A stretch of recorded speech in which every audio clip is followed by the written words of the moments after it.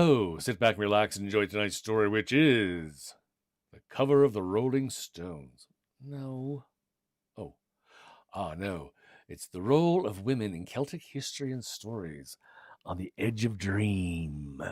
Wild women in Celtic myth and legend, weaving fragments of ancient epic texts in the richness of oral tradition. Tonight's stories feature powerful, wild, and wise women of Celtic mythology.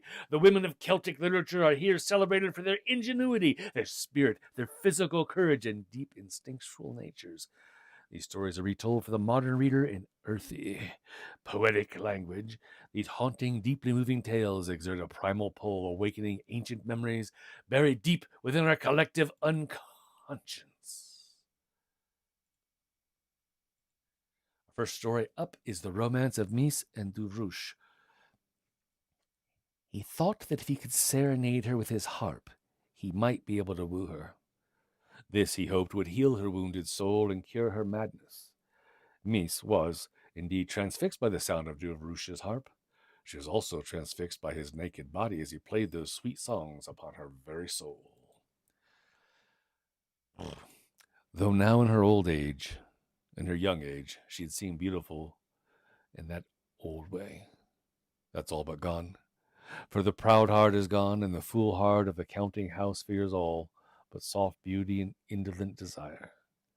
She could have called over the rim of the world, whatever woman's lover had hit her fancy, and yet had been great-bodied and great-limbed, fashioned to be the mother of strong children, and she'd had lucky eyes and a hide heart, and wisdom that caught fire like the dried flax at need, and made her beautiful and fierce, sudden and laughing. That's The Old Age of Queen Maeve by W.B. Yeats. Just a little introduction to our topic. So, tonight's stories, as I say, are from a book called On the Edge of Dream, The Women of Celtic Myth and Legend by Jennifer Heath, available on Amazon, of course. Now, as I look around the audience, I think all of you agree with me. At least I hope that you do, or at least be conciliatory.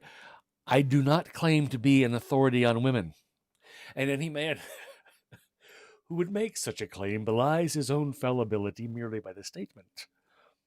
However, I do have a great love and respect for y'all women folk, and this book brings focus to the role of women in Celtic history and stories.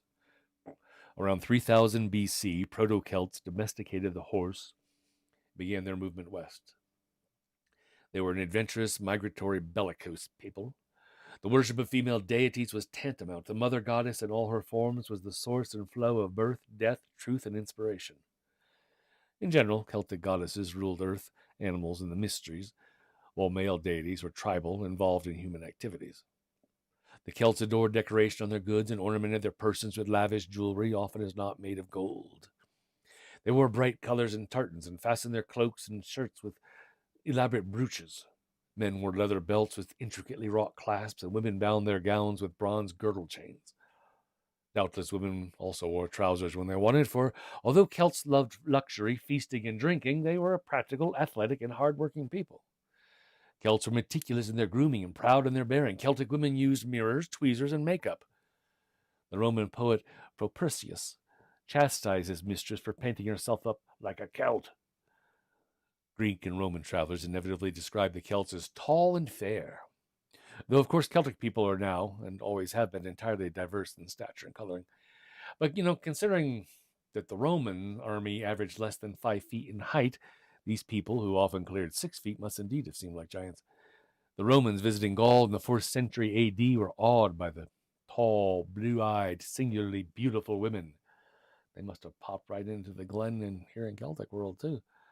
The British Iceni Queen Boudicca,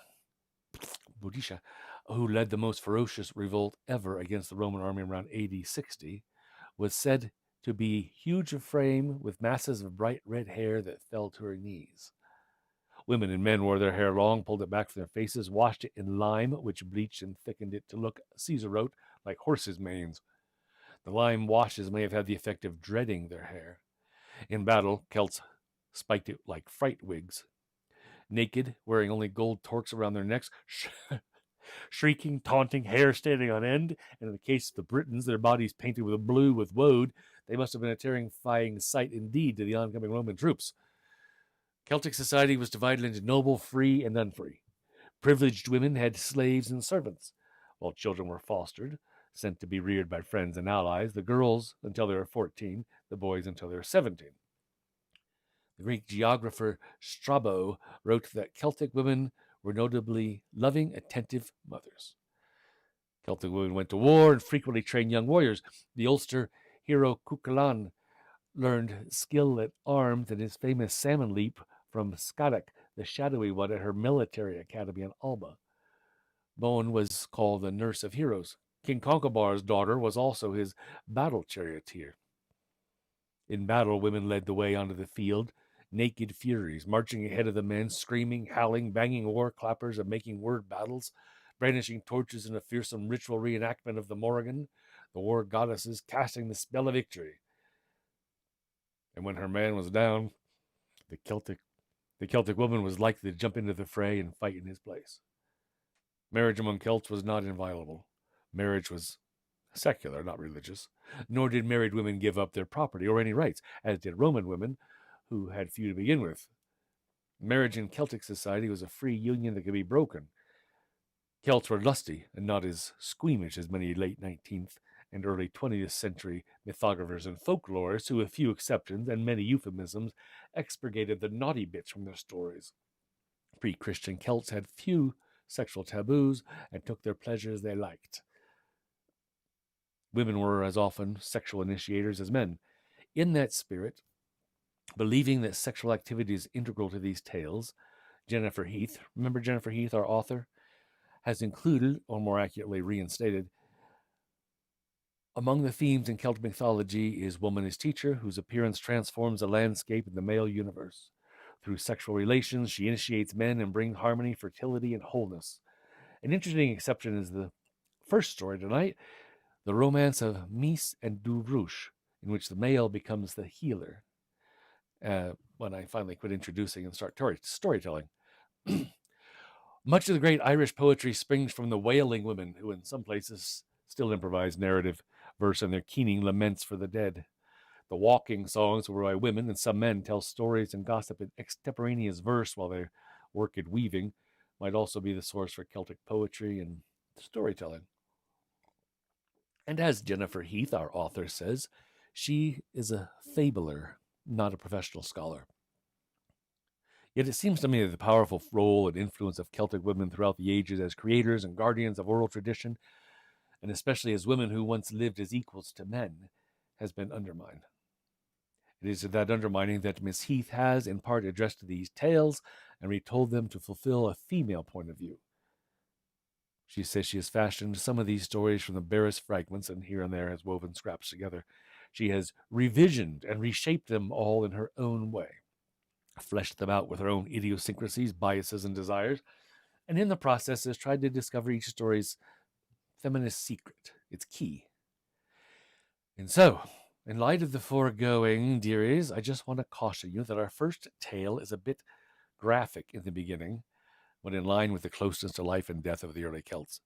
And then later in our story, we will encounter intimacy in a bit closer manner than we usually address here. But as the author herself pointed out, it's a classic example of healing through love and sexual intimacy, in this physical as well as psychological healing. And by the end of this story, I hope you will find, as I do, that it's a very touching and sweet story. And so, finally, on with the stories. Here we go. Yeah, where's Rick? Golly. There's a so the first story is the romance of 𝔻ℝ𝔼𝔼𝔸𝕗 and 𝔻ℝ𝔼𝔼𝔸𝕗, and there's a really neat essay on it at I might even mention later. A link I'm gonna put in chat. Oh, there we go.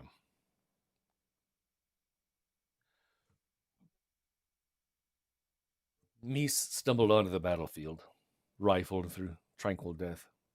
Even the ravens were mute. 𝔻ℝ𝔼𝔸𝕗's head and golden torque had been taken for trophy. She knew him by his knuckles, by the scars on knuckles that had tickled her ears when she sat beside him on the king's seat in the banquet hall, when he rode her proudly on his back through the clans, when he drove her into the villages on his chariot adorned with beaten gold. At night, 𝔻℻𝔼𝔻𝔸𝕄 had covered her with calfskins and beamed at her in her bed box while her mother sang. When 𝔼's mother died, 𝔻℻𝔼𝔻 wept openly and wailed 𝔻ℝ𝔼𝔾𝔼 like a woman. The residue of his wide smile was a notched scarlet slash on his empty shoulders where a curved axe had fallen. 𝔼 caught his streaming blood in cupped palms and drank, sucked his wounds, licked his bruises. She curled into his shrinking ribs and laid her head on his chest.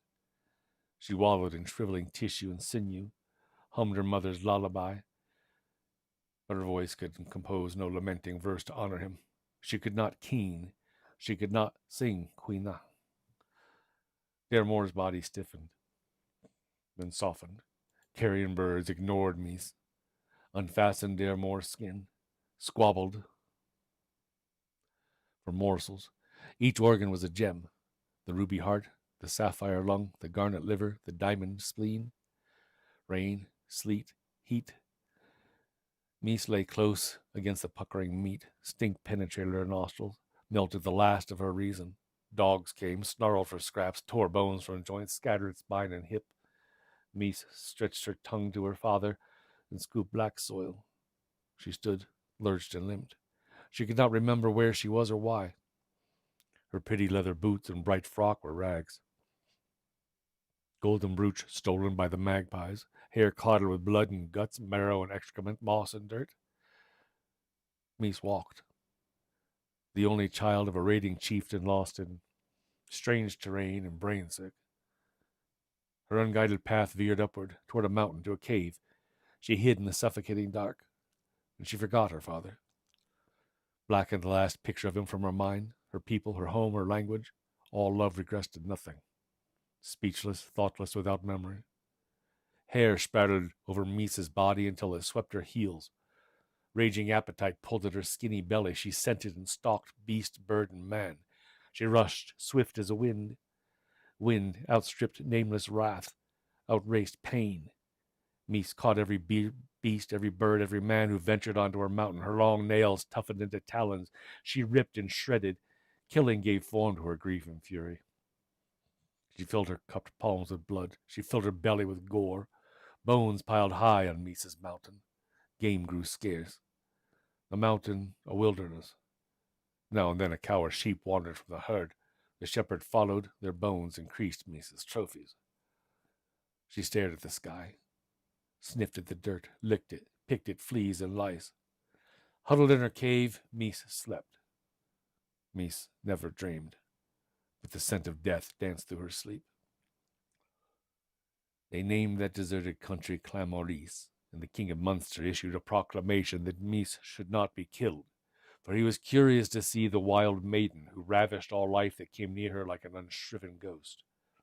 He promised a great reward, together with the settlement and rent of 𝔻℻𝔼𝔻𝔻, to whoever could bring her into custody alive. And many worthy warriors tried, but 𝔼 devoured them all. Madness pounded through 𝔼's hearing, banged like war clappers. Through that relentless din one day, 𝔼 heard a song. Long, deep tones shimmered up her mountain. Long, smooth, not busy bird song or any tune 𝔼 had ever known. Cadence that penetrated the cacophony, melody borne by breezes, reflected on trickling water, woven round with a human voice like a strong, spiraling silver. She struggled to listen, to block the ever-present clang of spears and trumpets, screams and swords, to capture the pure, nimble notes skittered toward her. The song reeled. She grabbed for it. It ambushed her from behind. She swatted at it. The music fled, resonated with shifting leaves, swooped, encased her, scratched at 𝔼's heart. A high tremor. She crept toward the source. The note dipped. One strain forged into another. Music shook the desolation of 𝔼's mountain. She hid behind a tree. In the distance, she saw a young man sitting cross-legged playing a harp. Plump, inquisitive lips puckered in song. Duvrush, the king's harper, took up the king's challenge. He asked for gold, and gold was granted. For gold was a part of the harper's plan to rescue the wild maiden of 𝔻℻𝔼𝔻𝔻. 𝔼 growled. She leaped down the mountain. 3 leaps and hair like wings, claws flashing, shrieking. She burst at the trespasser. He did not move. He did not look up. Dainty knuckles, eloquent fingers. He stroked his harp with a loving, soothing hand. She circled to plunge at him. A brilliant, wriggling glint caught her eye. She halted. The stranger's cloak lay glimmering before him on the ground. Mies tried to yowl. The screech stuck in her throat. She stared at the golden gleam. Yellow nuggets ranged on blue silk. She tipped her head. She crouched and reached for the glittering pebbles, wavering, hesitant. It was gold, the color of her father's beard and of his regal torque. Gold like his polished chariot, like the blazing hearth in the banquet hall, like her mother's rings and bracelets, like her own golden brooch. Flickers of home and clan. The brief, muffled recollection jolted Mies from her void, but quick as they came, the memories retreated. 𝔻ℝ𝔼𝔸𝔸 played on. Mies wobbled with curiosity. She touched the precious stuff, recoiled, glanced at the harper, who ignored her and played on and on. She touched the gold again and whimpered. He plucked a note, the same hypnotic note. He smiled at Mies. Shy, beardless, fearless, girlish smile. She glowered at him through curtains of filthy hair. The note droned. He reached for her. He set his free hand on her knee. She flinched, backed away on her heels. He inched closer. His hand slid up her thigh. She would not take her sight from the golden nuggets. The glitter held her while his agile fingers outlined the shape of her strong leg beneath its pelt. She squatted, waited, tense, suspicious. The gold sparkled in the sunshine.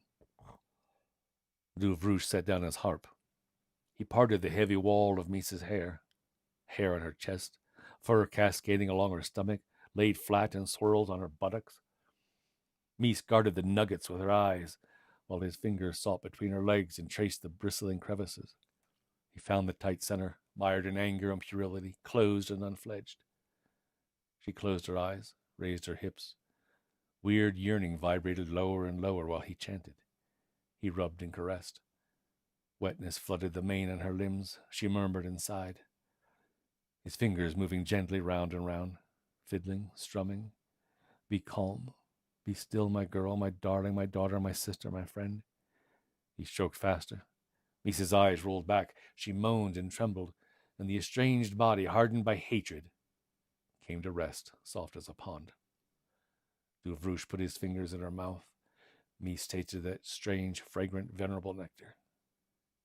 Then Mies lay drowsy. 𝔻ℝ𝔼𝔸𝔸's skin was fair and pink, his curls tight and winsome, his scent was sweet and stout. Unthreatening, he grinned. He petted the bald soles of her feet with her own hair. Tickling brought forth the picture of 𝔻ℝ𝔼𝔸𝕗. She tried to shove it away, but his name spun in her head. When the beat of her father's name had ended, when her body stopped pulsating and she could breathe again, Mies jumped up.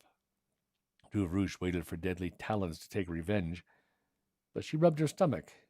He nodded and chuckled, rubbed his own stomach in agreement. She gestured frantically and leaped away. He turned his back and stabbed his meat knife in the turf. Mies leaped around her mountain. A stag appeared where no game had dared graze for years. She pursued it, fleet and fatal. She caught it, slashed its thigh. She dragged the crippled heart to the place where 𝔻ℝ𝔼𝔸𝔸 had dug a cooking pit, where a cauldron of water boiled on the fire. Proud of her catch, anxious to please, Mies clawed and lacerated the twitching deer. 𝔻ℝ𝔼𝔸𝔸 stepped between them, gently pushed Mies aside. She snarled. He frowned. She cowered, afraid to displease him. He sliced the stag's throat. Meticulous, singing a hymn of thanks to the stag, he skinned it, butchered it. He dropped the meat into the boiling water. The hirsute maiden and the beardless harper waited while the stew simmered, and its musty odor comforted Mies. 𝔻ℝ𝔼𝔸𝔸 sang songs of Mies's clan, of heroes' deeds, of 𝔻ℝ𝔼𝔸𝔸, and all her people's sires. She sat quietly beside him and played with the gold nuggets. Now and then, unaware of herself, she croaked along with him nonsensically, a snatch of lineage, a lyric nearly remembered. 𝔻ℝ𝔼𝔸𝔸 made plates of hard, flat bread he took from his pouch, served Mies the meal that she had caught, and he cooked. Mies clutched and gobbled, dropped the meat, dribbled and spit. 𝔻ℝ𝔼𝔸𝔸 fed her until she could mimic his gestures. The way he held his bread plate firm and steady, picked at the bloodless flesh with the fingers of his right hand, folded the bread into a funnel to sip the juice, wiped his mouth with the back of his hand. She stared at him, fascinated and blank. When they were done, meat and bread plates consumed, 𝔼𝔻𝔼𝔸𝕄 took Misa's hand, raised her from the ground, guided her to the bubbling cauldron. He lifted her into the water. Her heavy hair shielded her flesh against the boiling heat. 𝔼𝔻𝔼𝔸 saturated her feet and legs, her breasts and arms. He poured liquid over her head, bathed her in the broth. Glistening fat slid down Misa's fur, pacified her itching skin. He drizzled the cooking water on her head, her shoulders, her belly, again and again. He scooped the soup in his cupped hands, and Misa drank. Cordial odor, soft and warm and easy to digest. Strand by strand, bits of Misa's thatched hair shed as 𝔼𝔻𝔼𝔸 bathed and combed her. The feral girl, the virginal daughter in the wilderness, was fed boiled meat, anointed with cooked food, and her rawness began to wash away. 𝔼𝔻𝔼𝔸 prepared a bed. They lay together by the cooking pit. He cradled me, rocked her the night long. She nestled into him like a cat, snug as the calfskins with which her father had covered her. The texture of 𝔼𝔻𝔼𝔸's tongue erased the awful taste of blood and dirt. They slept, but Misa did not dream. 𝔼𝔻𝔼𝔸 stayed with Misa at the foot of her mountain across the summer months, and she did not leap away. Though she had begun as a prize and a test, 𝔼𝔻𝔼𝔸 had set to fathom the magic of music.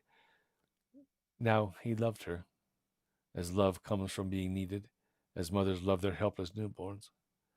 𝔼𝔻𝔼𝔸 did not lure Misa to the king to exhibit her in shame, unformed, exposed. Day by day he cared for her. He taught her to rest, to coax tunes from his harp. He carried her away from the terrifying war cries with lovely harmonies. He taught her to hunt with weapons, to ask permission of the game, to thank it once caught.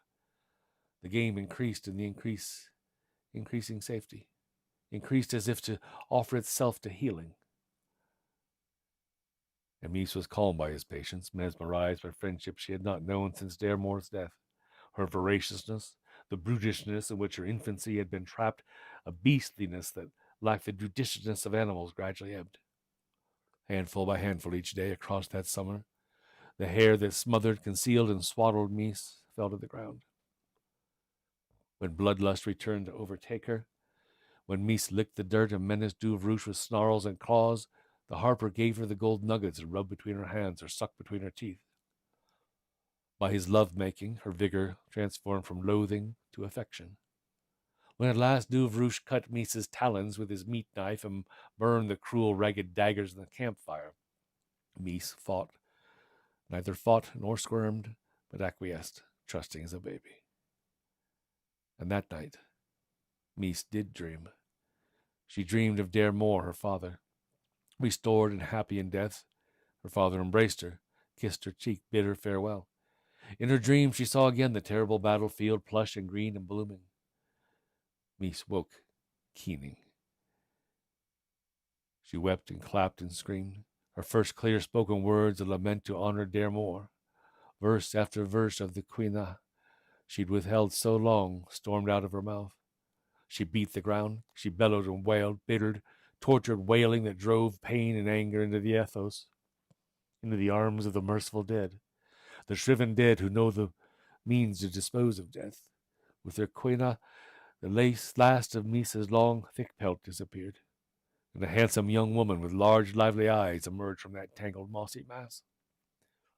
𝔼𝔻𝔼𝔸 consoled Misa while she spent the last of her sobs. He washed the tears from her eyes. He brushed and plaited her smooth brown hair and dressed her in his cloak, fastened it with a buckle he beat from the golden nuggets. 𝔼𝔻𝔼𝔸 took Misa from the mountain over the plain where battle had been done and autumn flowers now bloomed. He presented her to the King of Munster, and Misa met the king proudly, eye to eye, as the daughter of a chieftain come to take her own high seat. And the king gave 𝔼𝔻𝔼𝔸 the promised treasure together with the settlement and rent of 𝔻ℝ𝔼𝔼𝔸. But the harper's reward was greater still. He brought the savage maiden home. He cured of her of madness, expelled of childhood, released of the bond to her father, free from ghosts. Invested in womanhood, she grew wiser day by day and more accomplished year by year. And 𝔼𝔻𝔼𝔸 loved Misa as he loved the sun and the moon and the music. And Misa gave birth to 4 fine children and yearly honored her father's name. She stayed with 𝔼𝔻𝔼𝔸 forever until he died. Then Misa called forth the other women. She removed her shoes and her jewels and loosened her hair. She dressed his body. She laid him out upon her table. She keened for him 𝔻𝔻𝔾𝔼. The verse is beautiful and breathless. Music so magical it leaped 3 times from her mouth across the threshold between the living and the dead, and they are contained and kept in readiness, the story of their passion. So that's the story of 𝔻𝔻𝔼𝔸𝕄. It's part of the 4th branch of the Mabinogion. If you've ever had the opportunity to read that. Okay, then our next story is 𝔼𝔻𝔾𝔼, which is spelled 𝔼𝔻𝔾𝔼, but it's 𝔼𝔻𝔾. A long time ago, in a country far, far away, named Wales, there lived a goddess named Leia. No. Try that again. Long, long ago in Wales, there lived a goddess named Erenrod, who insisted on her virginity. Now, Math, the magician, ruler of all the land, required virgins as footstools to ease his impotence. Shrubbery, nests of baby mice or mushroom might have worked just as well, but it was virgins that Math demanded. Having lost his last maiden to a love affair, he now sought a fresh bredouille of unquestionable purity. To prove it, he put prospective employees to a wand-leaping test, wherein Math's divining rod wiggled on the floor like a snake if the Morwen had never known a man. It's hard to find good help these days, Math lamented as girl after girl failed the exam. Although previously no one had much cared about this Virgo intacta business, unfortunately Math's personal problems were beginning to affect social mores, causing folk to wonder if there wasn't something to this notion of virtue after all. Maybe young women ought to be looking after their hymens and their so-called honor. This was a liminal era in the history of gods and goddesses. Things were changing right and left. At any rate, Math's acolyte and nephew, Gwydion, offered his sister Erenrod, an avowed virgin. Gwydion came to Math's court, resentful but confident. As Erenrod leaped over the stick, a baby boy dropped from beneath her skirts. Math grabbed for it, but it ran away into the sea, and this child became the god Dylan. His fate is another tale for another time, however. No one saw Gwydion snatch up a second, smaller infant that slipped from Erenrod as she stalked from Math's hall. Gwydion tucked the baby into his cloak, sneaked away from the ruckus, and hid it in the closet in his chamber. It was so small, no bigger than a walnut, that he forgot all about this little child until one night he heard it cry, and then he saw a tiny fist poke out from under the rumpled clothing. Immediately, Gwydion wanted this child. Here was a son in whom he could vest all his knowledge and desires, his hope for the future. "You get out of my house with that creature!" his sister Erenrod shouted at Gwydion, who held the beautiful baby up for approval. "I am not interested in children. I don't care to be saddled with nappies and nursing." She stamped her foot and turned her back. "What's more, it's a boy. What do I want with a boy when I have sworn to live only with women?" Erenrod pointed toward the door and glowered at her brother. "Leave now and take that squalling mess with you." "But, dear sister, dear, the child will be an outcast," Gwydion protested. "He won't exist without a name bestowed on him by his mother. That's the law." "Then let him be nameless." "You are an evil, wicked, unnatural mother." "Oh, piffle! I am not a mother at all. I am a virgin. Whether I've had relations with a man has nothing to do with it, and it's nobody's business but my own. You've been around Uncle Math too long, Gwydion, brother. I am a virgin because my body belongs entirely to me, and I have chosen not to have children. Thank you very much. You can't even prove that thing is mine. I certainly will not give it a name. Now get out." Erenrod pushed Gwydion through the door. He descended the steep steps of her sea castle, clutching the infant. The women he passed noted a strange clicking that issued from his forehead just above his bushy eyebrows. This was the sound of Gwydion's big brain at work. When his mind churned, it did so noisily because Gwydion was a god of science. Had there been such gadgets in those long ago days, the linear efforts of Gwydion's gray matter would have resembled a clock's. Gwydion clicked and mused and clicked and rocked the cradle with his foot. He puzzled and puzzled until, yes, you guessed it, until his puzzler was sore. The lad had to have a name. Tick-tocking toward an idea, puzzling on, Gwydion made a note to himself to remember that when he had the power, he would dispense with all matriarchal laws. There would be a new order. Uncle Math had started the process of social change, and Gwydion would finish it. The child, meanwhile, was growing at a startling rate. Within weeks, he had outgrown his cradle. In the few brief months it took 𝔻𝔻𝔻 to hatch a scheme to trick 𝔻ℝ𝔼𝔻𝔸𝕄, her nameless son had already celebrated his 7th birthday. 𝔻𝔻𝔻𝔻 glamoured a sturdy little ship from the bracken and seaweed and set sail to his sister's castle by the sea, boy in tow. In disguise as a maker of marvelous shoes and gambling on the cold draughts and chilly stone floors of seaside castles, he contrived to bring his sister toward the boat. It took some persuading, but at last she arrived to try on a pair of toasty sheepskin slippers. And looking up from her lacings, 𝔻ℝ𝔼𝔻𝔸𝕄 saw the shoemaker's child shoot a golden wren from the sky. As he raised his little arms and aimed his miniature bow and arrow at the bird, light seemed to shimmer all around him like a halo. He so resembled the sun that 𝔻ℝ𝔼𝔻𝔸𝕄 exclaimed in amazement and called him 𝔻ℝ of the skillful hand. And thus 𝔻℻𝔻𝔻𝑆's boy was named, and 𝔻ℝ𝔼𝔻's anger was indescribable. It was merely a matter of a few more months before 𝔻ℝ skillful hand had reached the age of 14, when boys are ready for the rights of manhood. But according to that old bugaboo, matriarchal law, manhood could only be conferred when a mother armed her son. In other words, a boy became a man when his mother said so. Perhaps if the mother were dead, a grandmother, an aunt, or an older sister could stand in, but 𝔻ℝ𝔼𝔻𝔻 was clearly quite alive, too much so for her brother 𝔻℻𝔻𝔻's taste. He retreated to his clicking and musing and puzzling, and it didn't take him long for him to conjure an illusion of warships ready to assault 𝔻ℝ𝔼𝔻's castle. Terror overcame the women in the household as the ships approached, for they had no defense. Again disguised, 𝔻℻𝔻𝔻 and 𝔻ℝ arrived by land just in the nick of time and pretended to offer assistance. 𝔻ℝ𝔼𝔻 could not have been more grateful and gracious. She brought arms, and with her own hand she dressed the boy in sword and armor, helmet and shield. The illusion of warships evaporated from the horizon. Ta-da! 𝔻ℝ𝔼𝔻𝔻 was fooled again. Only this time she didn't have any nice, cozy Walmart slippers for her feet, and she was fit to be tied. You continue to try to force me into motherhood. I don't want. You persist in violating my autonomy. 𝔻ℝ𝔼𝔻𝔻 raged on, and on, and on, while 𝔻℻𝔻𝔻𝔻 laughed at her. She tossed copper chamber pots at her old brass plates and bronze vases at 𝔻℻𝔻𝔻𝔻. and said. He ducked and laughed. She shrieked and yelled. Yet she could not help but notice through the black blaze of her anger that 𝔻ℝ was a fine boy indeed. Quiet, handsome, virile, and agile. Not too clever yet, and a bit too dominated by 𝔻℻𝔻𝔻𝑆, but, well, who wasn't?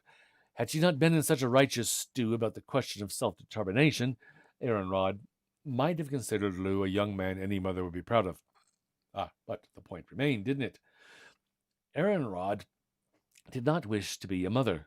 𝔻ℝ stood innocently by, observing the scene, his mother's tantrum, 𝔻℻𝔻𝔻's mocking. For all he had been told that 𝔻ℝ𝔼𝔻𝔻 was a monster, an abnormal woman, and an obstacle to his happiness, 𝔻ℝ, the boy, felt some sympathy and admiration for her. She was large and glorious, stubborn, forthright, and independent. She positively glowed. If she showed a bad temper, well, hadn't she been tricked twice? 𝔻ℝ noted how strong and proud his mother was compared to the mincing maids 𝔻℻𝔻𝔻 occasionally brought home for pleasure on the miserable, insipid virgin's math used for furniture. Suddenly, 𝔻ℝ𝔼𝔻𝔻 stopped her stamping and throwing and shrieking, yelping, and she took a deep breath and spoke in a voice of such cold, hard menace that even 𝔻℻𝔻𝔻𝔻 gulped amid guffaw and shuddered. Since you are so determined to steal women's sovereignty, I now swear a fate upon this boy, 𝔻ℝ𝔼𝔻𝔻 growled. Boy, 𝔻ℝ skillful hand, you will never have a wife of the race that is on earth today. And here our preface ends and the story of Bloodwood finally begins. The task of creating a woman was far more complicated than 𝔻℻𝔻𝔻's usual glamoring tricks of Walmart barges and pretend armies. Even more difficult would be to shape a woman who bore no resemblance whatsoever to 𝔻ℝ𝔼𝔻𝔻. She must be compliant, submissive, manageable. She must have no will or ambition beyond the attendance of 𝔻ℝ skillful hand, his boy, his son. She must perceive and fulfill the boy's wishes even before he wished them. Obviously, 𝔻℻𝔻𝔻𝔻 needed help. And, conveniently, Math the magician was at hand. Now, Math the magician resembled a gluttonous frog sitting on his throne, swollen legs resting in the lap of his current virgin. It won't be easy, he said, and Gwydion's overstretched brain clicked wildly. Pipe down that clicking and puzzling, won't you? I'm concentrating. Ugh. Math dug his heel into the crotch of his maiden ottoman and rested his chins on his plump, bejeweled hand. His tongue flicked in and out, and his huge popped eyes rolled back in his head. At last he opened them and grinned. Excuse me. Go pick the flowers of the oak, the flowers of the meadowsweet and broom, he told Gwydion, and plenty of them. We want a well-endowed Morwen, don't we? Now, picking flowers was an odd request, not for what it was, but for what it omitted.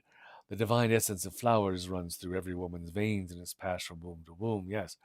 Each woman carries within her the endlessly renewing spirit of iris for wisdom, heather to protect against violence, raspberry to ease the pain of childbirth, hyacinth to relieve grief,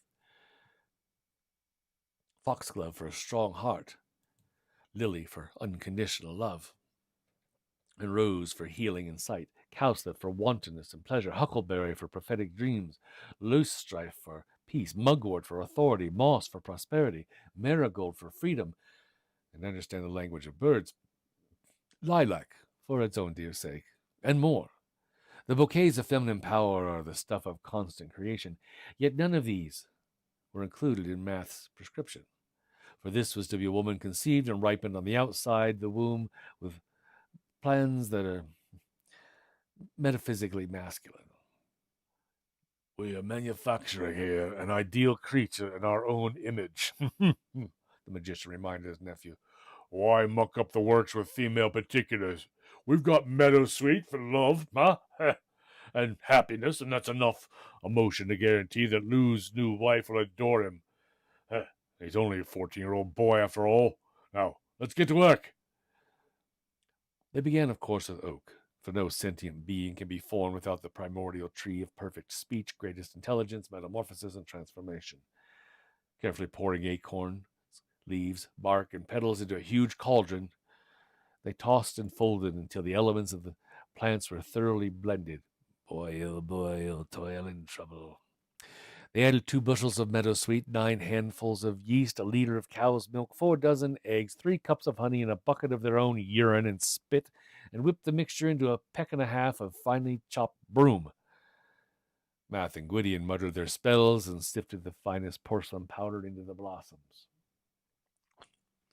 That's what it sounds like. They stirred and poked and kneaded and pinched, till at last she came into focus. And they named the woman lying on their wizard slab, inert as a furloughed puppet, Bloodwood. The proud parents sprinkled Bloodwood with water and sheep's blood.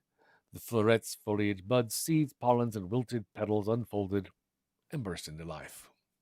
She sat up, stared with her rare eyes, white and violet as a meadowsweet, languid and heavy as drooping stems in early summer. She smiled at Math and Gwydion, meek and malleable, bright as the evergreen broom on a snowy heath. Papa, Math crooned, pointing to himself and Gwydion. Papa, Bloodwood repeated. Let's validate this experiment, Gwydion suggested. She passed every exam, gentle, easy test, for Bloodwood had, after all, just been born. Through each trial, request, and instruction, she was relentlessly nice, remorselessly genial, submissive, acquiescent, and daughterly. Now, just to be sure Aaron Rod hasn't pulled any of her bossy witchery on us, let's conclude with the wand-leaping test, said Math, eyeing Gwydion, and Gwydion glanced back at Math, each briefly suspicious of the other, until they remembered that neither had yet been alone with the girl. The wand never quivered, but lay still as a stick. And so the next day they married Bloodwood to Lou Skillful Hand. Now, no one compared with Bloodwood. None could look at her without sad sighing, without feeling acutely his or her own withering youth and beauty. The other women at the wedding feast were somehow unable to open their hearts to this motherless piece of perfection. In Bloodwood's presence, they became muddled and uprooted. Lou was glad to have a wife and all the amenities that accompanied his new social status. From named boy to armed man, he had graduated to married landowner, a young patriarch with choice property, a castle of his own given to him by Uncle Math. Lou knew nothing except that he'd been taught by 𝔻▻𝔻𝔻. Yet as he stood beside this gorgeous, demure bride, his mind turned to 𝔻ℝ𝔼𝔻𝔸𝕄. Was Bloodwood not more of an object than a woman? Then again, she seemed to mirror Lou. She was his Genandrous double. He shook off his shyness. He pushed his mother's image from his mind. He puffed up his chest. He faced his bride and settled into marriage as he was expected to do. It was not altogether difficult. In bed, Lou found Bloodwood tractable and docile. Had he been more experienced in love, he might have sensed that she was somehow absent, as if the oak were still at work, continuing its transformation. Yet she was sultry and torpid as honey and milk, a passive partner with whom Lou had no clear reason to be disgruntled. Day after day, Bloodwood performed the job for which she had been fabricated. The broom provided her with soldierly obedience and tenacity, as well as housewifely industry. In fact, her clean and orderly home was the envy of all. And although 𝔻▻𝔻𝔻 perceived a lack of chemistry between Lou and his bride, the god of science pushed all doubts from his mind, choosing instead to be satisfied with his custom-built daughter-in-law, who met every qualification he and Math had ever dreamed of in a woman. So time passed uneventfully. Lou prospered. 𝔻▻ returned to his experiments and his noisy ruminations, and there was not a peep out of 𝔻ℝ𝔼𝔻𝔸𝕄. Only Math was unhappy, as virgin after virgin deserted him, and the acceptable Morrowind grew younger and younger. Now, as ever in spring, the daffodils and narcissus returned, and Lou's skillful hand left Bloodwood to go hunting.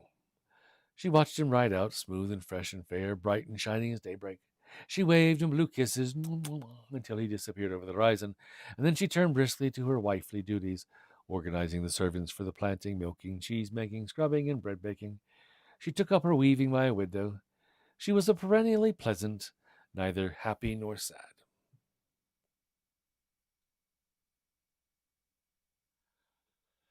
Evening fell, and as Bloodwood ordered the tallows lit, she heard the sound of hunting horns. Now she was mildly surprised that Lou was back so soon. He was never unlucky in the hunt and stayed the course until exhaustion demanded his return. It did not occur to Bloodwood to worry that Lou might have suffered some injury, as happiness and sorrow had been neglected in her manufacture. So had anxiety. Now, Bloodwood put on her prettiest gown and poured a cup of ale with which to greet her husband at the door. But instead of Lou's skillful hand, there stood another fellow, who looked her up and down with astonishment, as all men did. Bloodwood thought nothing of it. "Oh, hello there. I'm 𝔻▻𝔻𝔻𝔻 of the staunch, Lord of Penland," the man stuttered. Her loveliness had rendered him breathless. My men and I have been hunting near this castle. We seek a resting place for the night." Now, 𝔻▻𝔻𝔻 was stout and graying, and his features looked as if they had traveled in many places.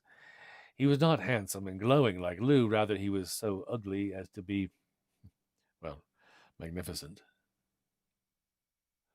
Whereas Lou recalled a sunny day, 𝔻▻𝔻𝔻 brought forth visions of a hoary mountain tempest.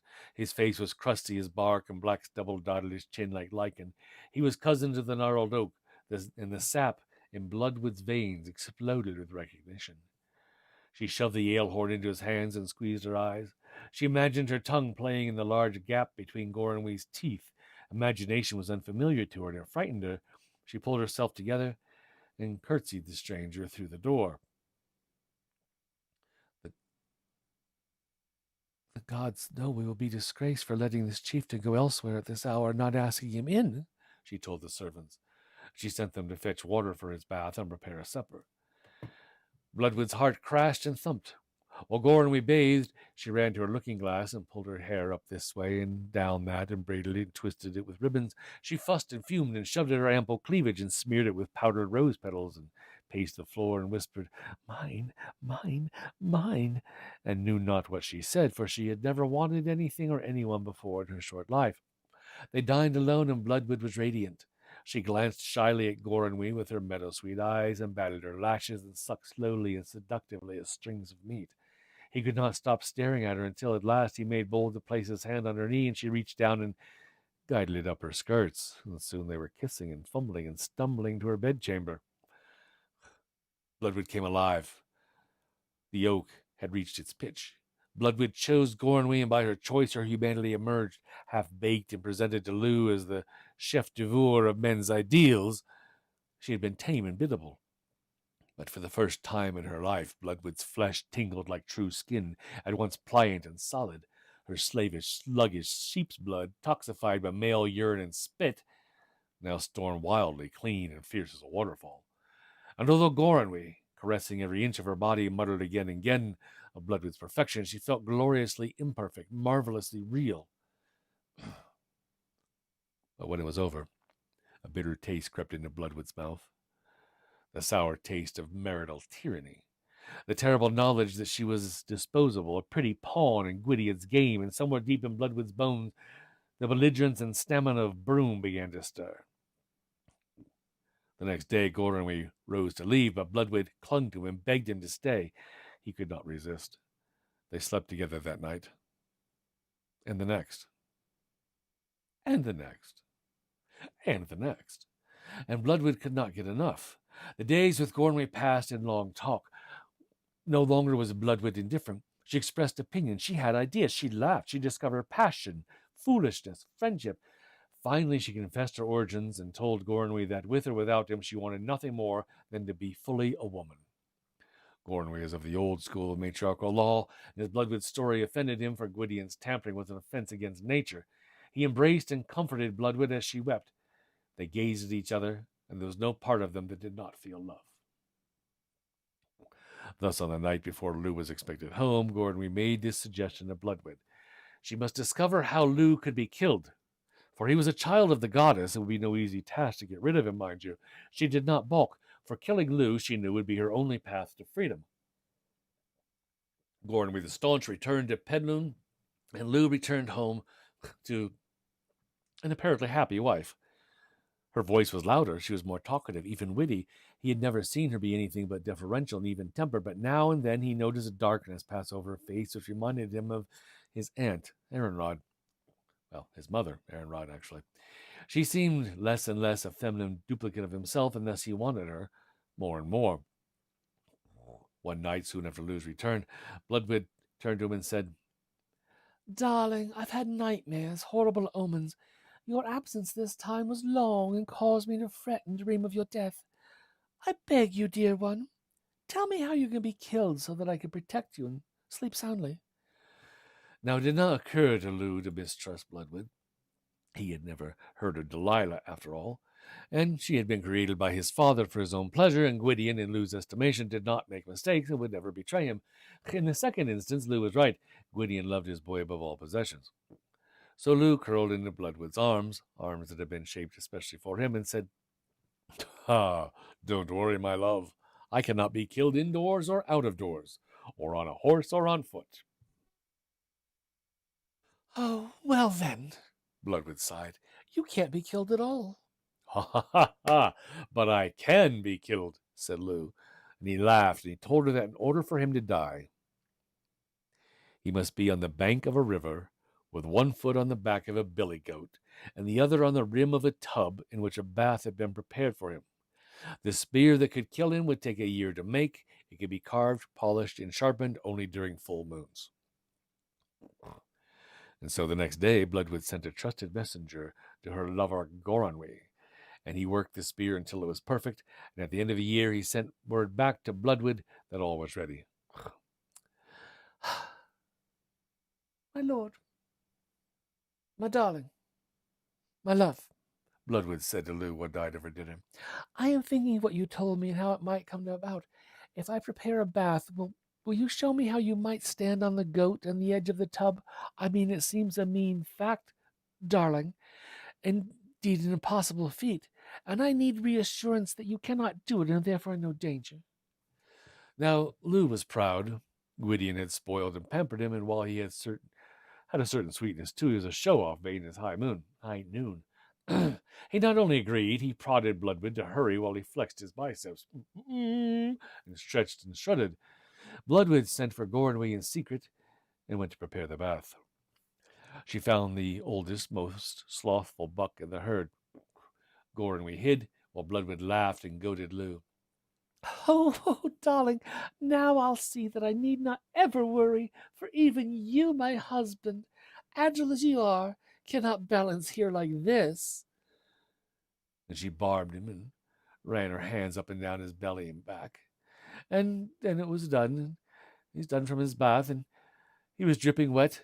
He'd leaped out of the tub and stood, one foot on the back of the snoozing billy goat, one foot on the rim of the tub, glowing with pride. Recently cleaned and cuddled and saluted her endeavor. At once Gorenwy, the staunch, rose to one knee, cast the spear full force at Lou, and struck him in the side so that the shaft stuck out, but the head stayed in. And Lou's skillful hand gave a horrible scream and flew away in the form of an eagle, and was not seen again. Now, Bloodwood and Gorenwy spent many happy days together, although, truth be told, there were fleeting moments when she wondered at his staunchness, his airtight manliness. Nonetheless, Bloodwood blossomed. Perhaps in the gathering of oak, meadowsweet, and broom, detritus from the womanly blooms had drifted like weeds into her mix. She developed a smidget of wisdom, a strong heart, a healing hand, a little insight, and more. Nevertheless, she often wandered the halls of Gorenwy's castle, rootless, insubstantial, fictitious. Bloodwood and Gorenwy lived in peace and thrived together, for Gwydion had neither the time, the energy, nor the inclination for vengeance. He was searching for Lou. Days, weeks, months, and a year passed as the god of science probed and analyzed the elements and tried every manner of alchemy to locate his precious son. And when all that failed, he took to walking and trooped over hill and dale, beating bushes and calling for Lou's skillful hand. And one foggy day, in despair and grieving, Gwydion came upon a white pig whom he knew to be the sow goddess, Cerridwen, ancient venerated mother. She was fat, ungainly, and neglected, but her eyes were stern and kind. In spite of his arrogance and impiety, his brazen violation of nature, the sow took pity on him, for she too had children she loved and some she'd lost. And so she led him slowly, for by now Gwydion was exhausted, up a stream toward a valley where she stopped to feed on rotten flesh and maggots that fell to the ground from a cliff. On the cliff was a nest where an eagle perched, and each time it shook, worms and rotten flesh fell away, and the sow goddess gobbled his offerings. The raptor was golden and bright and shining, but its wing hung limp and dragging. Gwydion suspected that the raptor was Lou. He stood beneath the cliff, raised his arms in an arch to the hazy sun, and sang, "An oak grows between two lakes, dark sky and glen. If I speak truly, this comes from Lou's feathers." Down and tissue and bits of gore fell from the eagle as it dropped from the cliff to the top of a tree below, and Gwydion sang on. An oak grows high on a high plain, soaked by rain and putrefaction. The oak supports the crafts. In its branches sits Lou's skillful hand. The crippled eagle dropped to the lowest branch of the tree, and Gwydion sang again. An oak grows on a slope, the refuge of a handsome prince. If I speak truly, Lou will come to my lap. And the eagle dropped to Gwydion's knee, and the god of science struck him with his magic wand, and the bird changed into human form. Lou was skin and bone and sickly, and Gwydion wrapped the hole where Gwydion's spear had entered his side, and took the Gorenwy's spear had entered his side, and took the youth home. He fed him potions and nursed him until he was well again. Now, in a year's time, Lou's skillful hand rose from his sick bed and went to Math. "Lord, it is time to demand compensation from the man who did me this injury." Math rumbled and farted and scratched his sole against the virgin footstool. "And Bloodwood? What of Bloodwood?" he asked. "That is my Lord Gwydion's problem," Lou answered. "For he made the girl to be my plaything, but she was my wife, and I came to love her, though she could not love me. I dare say she was missing some component. That lack was neither her fault nor mine. No, my Lord Math, I will take Gorenwy and try to persuade Gwydion to leave the woman alone." But there was no persuading Gwydion. What he had engineered, he would destroy, and his mind clicked with plans of revenge. Bloodwood had emerged far enough from the shadows to rebel against his authority, and now he feared her and could never forgive her. So 𝔻𝔻𝔼𝔸𝔸 gathered his forces, rode to Penlune, surrounded 𝔻ℝ𝔼𝔾𝔼's castle. 𝔻ℝ𝔼𝔼 the staunch guided Bloodwood and her attendants out a secret passage that led to safety in the mountains. Thankfully, there's always a secret passage that leads to safety in the mountains, isn't there? And then he returned to his battlements and stood his ground against 𝔻𝔻𝔼𝔻, but 𝔻's warriors overcame him.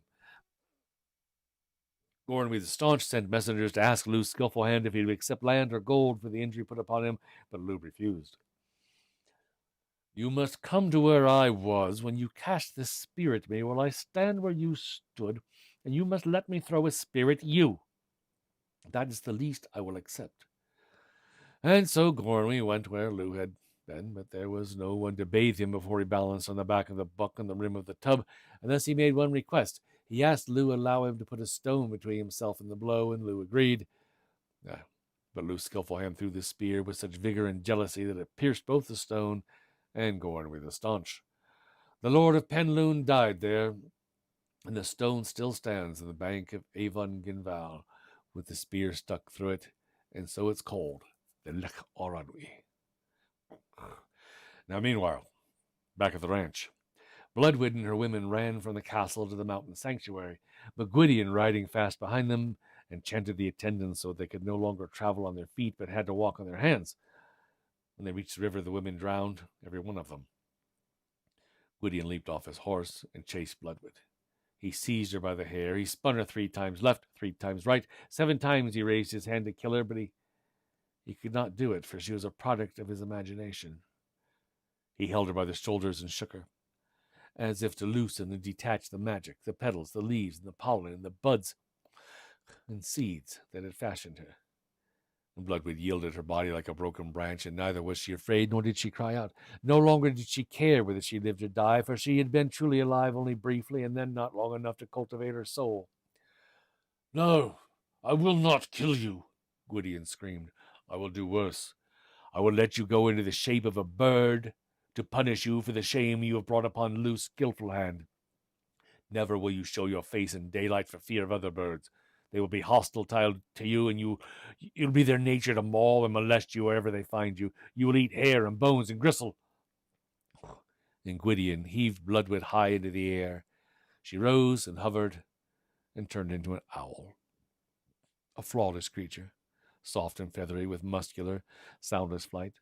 Bloodwood was real at last, though still and ever banished to half-light, veiled by night, and she is still called Bloodwood, and Gwydion fears her yet, for she can see in all directions. Her owl-flower heart beats in harmony with the moon, and she rises suddenly out of the shades, a winged vapor. So there's 2 little tales, the romance of Mys and Dovrush and Bloodwood. There's more stories in this book. Again, it's called On the Edge of Dream, Celtic Women in Myth. And I think we'll do a couple more of them if you guys were okay with this one. If you've mind to explore Dovrush and Mys's romance further, again, it's actually from the Mabinogion. But there's an excellent and very touching essay called Letting Your Wild Woman Rest by my friend 𝔼𝔼𝔻𝔼 Furlong on her blog site, Celtic Embodiment. At the link in local chat, which I gave you earlier. And if you want to pursue it at all, I think you really enjoy the write-up that 𝔼𝔻𝔻 did on it.